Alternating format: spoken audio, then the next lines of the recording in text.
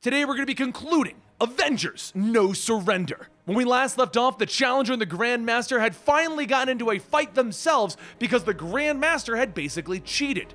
The Challenger decided to kill the Grandmaster and then go to Earth to finish this. He is now here to purge. Click the link down below for the entire story. Let's enjoy the finale.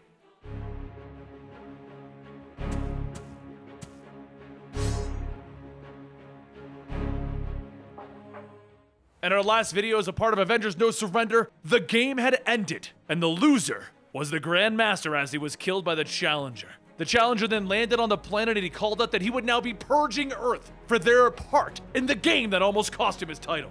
The world begins to turn dark and the Challenger calls out. His voice yells out loud enough for everyone to hear him. He tells them, "My opponent considered you something special. But I am here to inform you that that is not the case. That and this planet will no longer serve a purpose in our grand cosmic game. That is why I will reduce this planet to nothing more than a cloud of carbon atoms. You will sing praises and applaud my triumph for the rest of your natural lives. For the next 5 minutes, you may pray to me, who you may now call Grandmaster Prime."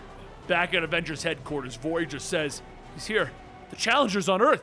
And Roberto asks, "Is he the one that's gonna make the Earth crumble around us?" And Voyager tells him, "Even an elder can't break an entire world, but on my father's satellite there's a machine. It maintains the energy envelope that keeps the Earth in the correct rotation and temperature. If damaged, the Earth would literally fall apart." Suddenly there's a loud karoom, and a force hits everyone to the ground. Sam asks what the hell was that, and Janet says that it sounded like someone is smashing a hole in the roof. Jarvis tells him that he's afraid that is exactly the case. Dr. Banner overheard them and where the Challenger's exact location was. After that, Banner became violently upset and, well, he hulked out. Over at the Challenger, he looks at some of the destruction at the Avengers mansion and he picks up a broken piece of a statue stating, "You would build a statue for a monster? I'm doing you primitives a favor." But before he could even finish, the Hulk lands on him, punching the Challenger deep into the ground. As the Challenger pulls himself back out, the Hulk yells, "You woke me up, and you brought me back to life, and you didn't leave me alone!"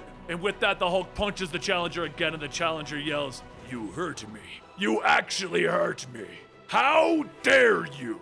He swings his fist back, hitting the Hulk in the face with enough force to launch him into space. As his body is flung into the atmosphere, he begins to say to himself, "Hurt you?"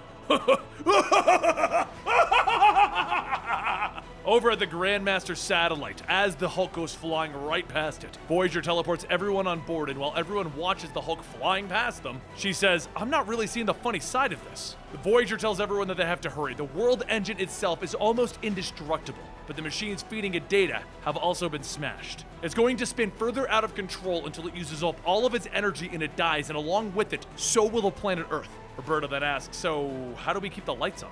And Voyager says that's the easy part. They can charge the induction vent with electrical energy. Miguel says that he'll give it his best shot, and Mighty Thor tells him Mjolnir will stand ready to aid you. Tony then says, "Okay, so what's the hard part?" And Voyager tells them it's the wheel. It's linked to the planet's rotation. We need to hold it steady. The strength to do that would be like holding up an entire world. Hercules cracks his knuckles, stating that it would be a Herculean thing to do, a task for a god. Voyager says that it would take more than one god, and Thor's required elsewhere. Tony sighs, stating that, in other words, we need a Hulk, and we're all out of Hulks to give. That's when Roberto tells them, "Not necessarily. I've been waiting for a chance to assert my unique leadership style and do something ridiculous." He takes off his jacket, and Tony says that she knows that he's super strong, but he's nowhere near that level of strength. And Roberto tells her, "Yeah, I am, because I switched off my regulator headband." Tony yells, "That's insane. Without that headband, your powers could end up killing you." And Roberto says, "Eventually, but until then, I'm the strongest mutant on Earth." He rolls up his sleeves and he tells everyone to get back into place. Earth and himself have an extremely limited window of survival. Back on Earth, Quicksilver runs into the room telling Wanda and Synapse that there is no time to waste. Wanda begins to state that she knows the Challenger has already, but Quicksilver stops her, telling her, "No, not that. There's a beacon that is keeping everyone in stasis, something faster than anyone could see, and I can't catch it, not on my own." Wanda tells him, even if she uses her magic, there's no guarantee that he could stop it. He could end up frozen again, or... And Quicksilver tells her, "There's no time. We're stretched thin and the world is crumbling before our eyes. If this could bring us more allies, we have to try." Wanda hesitates, and then starts to get ready, stating, "I'm not sure what's gonna happen if you move beyond the limit of your powers." Synapse pulls down her mask, telling Quicksilver that his mind will try and keep him from going that fast. And Quicksilver says, "You have to use your powers to help me break through the barrier." Synapse then says, "Even if it hurts?" And Quicksilver says, "Even if it kills me." She holds Pietro's head, telling him that she's sorry that they never. And Quicksilver stops her. "Don't apologize. Don't regret." And the two kiss. Wanda finishes her preparations and tells Quicksilver that she loves him. And Quicksilver tells her, "I love you too, sister." He begins to run, faster than he's ever run before. But he's not alone in this, not anymore. Wanda's sorcery destroys probabilities, and Synapse's mental powers unlock speed beyond fear. While everyone pushes through their struggles, Quicksilver knows that he's doing the impossible, and that is why they all have to work as a team to do the impossible. That's what it means to be an Avenger, to fight together, to do the impossible together, now and forevermore. He reaches out to catch the blue orb, moving at a speed that he has never crossed before, and as he does, he begins to disappear. Wanda feels his presence fade, and she falls to her knees, stating that he's gone. And at that exact moment, Voyager teleports to the Avengers headquarters where all of the heroes in stasis are kept. And she sees everyone coming back to life. Everyone is alive and moving well. As they all begin to ask what's going on, Voyager tells them that she thinks she's the hero they need right now. So trust her and pray that this works. She's going to reach out with her power to everyone close by, whoever calls themselves an Avenger. It's time to assemble. The freed heroes begin to set out to help where they can across the world, and they begin to notice that the world is slowly beginning to stabilize. Up in the Grandmaster's cosmic game room, Miguel finally collapses after exerting all of his energy into the world engine to try and keep it in proper balance, and Tony tells him that he did it. Now, all as long as Roberto and Hercules can keep the engine from unspooling. Roberto struggles to keep the rotation, and he calls back that there is no if. And Hercules tells him, "Aye, for 'tis a day unlike any other, when mortals rise to do the work of a god." Thor looks at him and grabs one of the cranks and says, "Indeed, what god would she be if she did not help?" But while those three keep the engine in check, Tony and Miguel begin to hear someone muttering to themselves, and they look back to see the Grandmaster has survived. He doesn't pay any attention to the heroes, and he continues walking to the back room, and Tony tells Miguel that she's going to need him to follow him. She can't leave because Roberto is doing the work of a Hulk if he burns out and she's not there to stabilize him. Miguel leans up and yells for the Grandmaster to wait. He can't just abandon all of these people, and Grandmaster looks back and tells them, "You're all but feeble organisms. Listen well, human. All that mattered was the game, and the game is now lost." Back on Earth, Challenger continues his reign of destruction, stating that it is pitiful to think that the Earth is this fragile. Rogue and Cannonball jet out of the smoke asking, "Yeah? Well, we kinda like it here." They both crash into the Challenger, and the rest of the Avengers begin to charge in, all focusing their attacks on the Challenger. As the teams begin to fight, Nadia sits with Voyager asking, "Can't you, teleport that monster into the sun or something?" And Voyager says that she's never used her powers on an Elder, but she could try. Before she can finish, an explosion goes off behind her, and the Challenger reaches down, grabbing her, telling her, Daddy's little spoiler. You can sit there and think about how all of this is your fault. Think about all the time and energy that you cost me in these last few days. Who do you think you are?" Sam Wilson's voice calls out, asking, "Right now, she's one of us." And with that, the teams charge in, beating into the Challenger. Back up in the cosmic game room, Miguel follows the Grandmaster, asking what is he planning on doing? Just leaving everyone to die? And the Grandmaster says, "Indeed, I was going to take a few trophies and then spirit myself away until the Challenger has cooled down. He's quite the sore winner." As Miguel looks up and sees the trophies the Grandmaster is talking about, there are the people who claimed the pyramids in the cosmic game. He looks back at the projection of Voyager down on Earth fighting with everyone, and he sighs. Then he makes the image vanish and says, "Such a waste." And Miguel asks, do you even care about your daughter? Grandmaster tells him, "No, I don't. Now if you'll leave me alone." Miguel thinks that the only way that he could free these people would be to beat the Grandmaster at something. So what better to do than hustle out a game of poker? Down on Earth, Challenger continues flexing his power, keeping the Avengers at bay, and then Simon flies down telling the Challenger that if he wants to be a bully, you're gonna have to go through me. Challenger tells him that seems reasonable, and he releases a blast, tearing Simon apart. Voodoo quickly uses his magic to put Simon into stasis to keep his energy from separating, and Janet tells Nadia they're up. Challenger looks at them in their wasp sizes and says, "This planet is full of gnats." The two release electrical pulses into his eyes, and Nadia shouts, "We're not gnats, we're wasps, and we sting." Back up in the trophy room, Miguel and Grandmaster sit around the cards, and Grandmaster says, "A king, 2 queens, a 10 and a 2, very potent hand." Of course, it all depends on the cards that each of us are holding. Remember what's at stake here. The Human Torch's freedom against your own. Miguel looks at his hand and he says that it's not just his freedom, but his life. If I win, you also give me Red Wolf. Grandmaster looks at his hand and tells him, that's acceptable. And I will raise Earth. Put back where it belongs. Grandmaster's hand is 2 kings, leaving him with a full house, and he laughs, stating, if I win, I will take the Earth and all 7 billion trophies. Miguel doesn't respond, and he thinks to himself that there is one thing going for him. His ace in the hole card. The one thing that the Grandmaster doesn't know about. Down on Earth, each of the heroes take turns laying into the challenger, punching and kicking until he finally falls. He yells that is enough! You have succeeded! And then he releases an earth-shattering blast, and he finishes up stating, you have succeeded in irritating me! Up in the trophy room, Miguel looks at Grandmaster in the eyes, and he says, I raise. And the Grandmaster asks, how? You would bet your life and planet. What else do you have? Miguel tells him, my history. Your daughter can alter memories, so I guess you can too. If you win. Living lightning would be forgotten. Grandmaster looks back at his cards and he thinks, he too could be the loser and be forgotten. He's done so much. There's so much that the Grandmaster is known for. Miguel presses him. Well? And the Grandmaster nervously throws his cards down, telling him, I fault. Miguel says, put the Earth back. So the Grandmaster snaps his fingers and he asks, can I at least see what I lost to? Did you have a better hand or were you bluffing? Miguel grabs the deck and he says, actually, I wasn't even playing.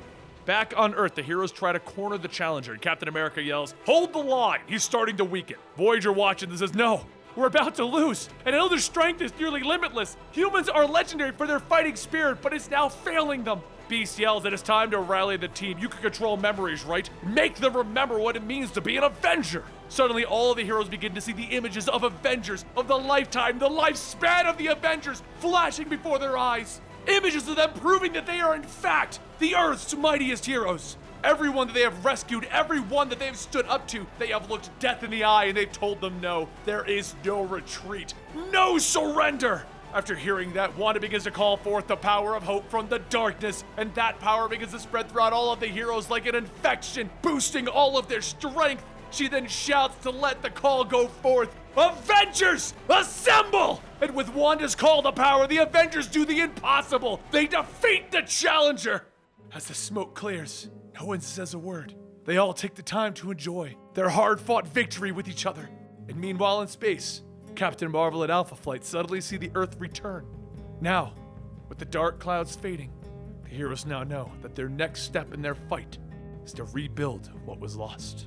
A short while after the fight, the heroes all start to gather at the destroyed mansion, including Jarvis. As Janet pushes his wheelchair up to the building, she tells him that she knows he hates being waited on, but it'll only be for a few days. As Jarvis looks at the mansion, Nadia runs out hugging him, shouting, yeah, do you want pancakes? We should all go out for pancakes. While Rogue starts to move through the debris, she looks at Roberto and tells him to take it easy. He practically shoved Earth back into orbit by hand. Roberto tells her, yeah, he plans on it, long term. He's stepping down from leading anything. Sam then asks, what does he mean by that? He did good back there. And Roberto says, honestly, I know I did, but I wasn't 100% satisfied with how I led my team, the US Avengers. Sam says, yeah, well, that kind of comes with the job. It's when you start getting smug that your team gets smacked around. Rogue tells him to just take the win and relax. And Roberto laughs, telling her, fine, I'll try. But as everyone gathers inside, Voyager tells everyone that there's no proper way for her to say farewell after everything she put them through. Captain America tells her that when the time came, you answered the call. That speaks of the true quality of your character. And Voyager looks back at the Challenger and says that she'll do whatever it takes to make things right. The Challenger used to be a noble traveler and gamesman. Her father's relentless need for dominance drove him to madness. Perhaps she can find a way to someday rekindle the kindness that he once had. Roberto tells her, when push came to shove, you did the right thing. I'm proud to call you one of our own. And she tells him no. Maybe someday she'll earn a place among them, but not yet, not like this. She starts to open up a portal and tells everyone that she thanks them for inspiring her to do more than what she was. Through them, she sees a better future, and it gives her hope. As Voyager returns to the cosmos with Challenger, all the way over at Angargal, the Black Order once again finds themselves united, traveling through the Way Desert. And as they do, Corvus notices something, and Grandmaster appears before them. He tells them that he believes congratulations are in order. He and his team fought valiantly. Were Earth not the battleground, I suspect that you may have emerged triumphant. which is why I'm here to offer the Call Obsidian a new opportunity, one quite suited for your destructive needs. Back over at auxiliary headquarters, Tony gets to work on Vision now with the proper tools. And she asks Roberto what is this thing that she's hearing about him breaking up the US Avengers. He begins to leave the mansion and says that to the whole world engine thing, I'm not sure how many years of my life it took off. So now I'm gonna take some time and get back to my roots. Citizen X. Be seeing you soon. Back over at Central Park, Wanda and Voodoo tell Synapse they wanted to meet with her regarding Quicksilver. She was linked with him in the final moments. What was it that she felt? She says that she knows this is going to sound strange, but the feeling that Quicksilver had was pure joy. Wanda tells him that she felt a similar wave of euphoria from him before he vanished, and she believes that he's still alive. Voodoo then says that Wanda and he are preparing to venture forth into the dimensions beyond space and time to find Quicksilver. And Synapse says that she knows that she's not really Team Magic, but if there's anything she can do, she would love to help and join them. Voodoo laughs, stating, 3 souls against the farthest reaches of the unknown?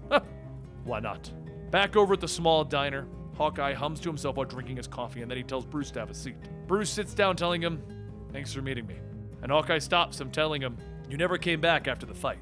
Bruce tells him it was for the best. I only came here to let you know how sorry I was for what I put you through. You killed me, the trial, the guilt. Even then, it didn't work. I asked you, made you shoot that arrow, and it didn't even work. Hawkeye puts his cup down, telling him, I saw a vision. Saw it, felt it, tasted it. You were there, standing on everyone that I ever loved in the world. Jess, Bobby, Nat, Wanda, Kate, and your footprints were in them. So you know, glad to do it, buddy. Bruce tries to find something to say that he could respond with that. Like, what do you say? But he just ends up stating that he should go. He's very sorry. As Bruce gets up to leave, Hawkeye sighs and tells him, damn it, wait. Too much changed. Tony's armor, bad Steve. It couldn't happen now. So, we stopped it. I stopped it. You have nothing to be sorry for. Deep down, Bruce Banner isn't a bad person. Remember that. Try and remember that. He looks back over his shoulder, and he sees Bruce Banner is already gone. Back at the mansion, Nadia runs up to Jarvis, telling him that she has a surprise. She holds up a small device with a projection of Jarvis. He looks at it and says that it is a very good likeness, and Nadia smiles, telling him that it's more than that. She built him an AI helper, an AI Jarvis. The small projection Jarvis then asks, how may he be of service? Nadia says, watch this. Jarvis, tell me where to find the chamomile tea. The projection says, certainly, Miss Nadia. Chamomile tea is in Captain America's pantry. And Jarvis stares at the projection, yelling, it is most certainly not. Captain America prefers Earl Grey. Chamomile is for Dr. McCoy. The projection begins stating that McCoy, alias Beast, is not yet in his programming, and Jarvis shouts, I am not leaving. As Nadia begins to take Jarvis inside, he begins to think that this may be the end of an era. It's also the beginning of a new age. Like the founder's statue of the old being recast and rededicated, they need to take the important bits of that legacy to forge the future. The Avengers aren't a group of heroes, it's an idea. A promise to the people of Earth that they will always be protected by the strong of heart. He has seen these proud men and women victorious time and time again. But this time, this is their greatest triumph. And there you have it, the conclusion to Avengers No Surrender. Honestly, this was an amazing event. One of my favorites in years over here at the Marvel, the big house of Marvel. We got to see the return of the Hulk. We got to see the Avengers be Avengers, and we got to see them fight against a big baddie. Now, if you liked this video, let me know by giving this video a like, and you can also subscribe to our channel to get more videos on the current goings-on in the Avengers lineup, in the Marvel lineup, and even in DC if that's your thing. Either way, don't forget, I'll see you guys next time right here. And if you want to support us further, check out the Patreon link down below. The people on the screen are our Patreons. Thank you.